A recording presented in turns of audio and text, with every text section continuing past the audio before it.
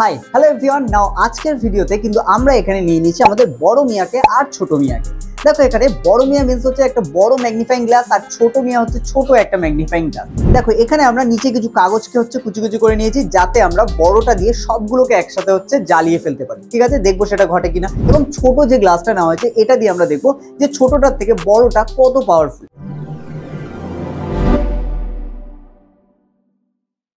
তো দেখো ফার্স্ট আমরা চলে আসি ছোটটা দিয়ে আমরা যখনই টেস্ট করছি দেখো এখানে ছোটটা কিন্তু তুলনামূলক বেশি টাইম নিচ্ছে, যেখানে বড়টা একটু আগেই আমরা যখন এর উপর রেখেছিলাম খুব কম সময় কিন্তু এটা কাগজটাকে পুড়িয়ে ফেলছিল, কিন্তু ছোটটা দেখো তুলনামূলক কিন্তু টাইমটা একটু বেশি নিচ্ছে। ওকে, তো এখানে আমরা ছোটটার পাওয়ার তো দেখলাম, এবার আমরা দেখবো বড়টা কত বেশি পাওয়ারফুল।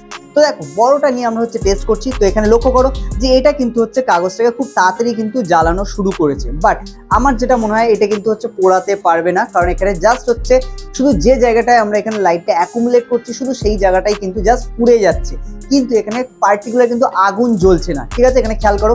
তো এখানে কিন্তু আমরা পুরোটাই হচ্ছে চেক করলাম, কিন্তু দেখো এখানে কোনো রকম আগুন জ্বলছে না, জাস্ট পুড়ে গেল এখানে। ঠিক আছে, এবং এটা অনেক তাড়াতাড়ি ঘটে গেল, যেটা ছোটটার থেকে কিন্তু অনেক বেশি তাড়াতাড়ি এবং অনেক বেশি জায়গা নিয়ে হয়েছে। দেখতে পাচ্ছ তোমরা।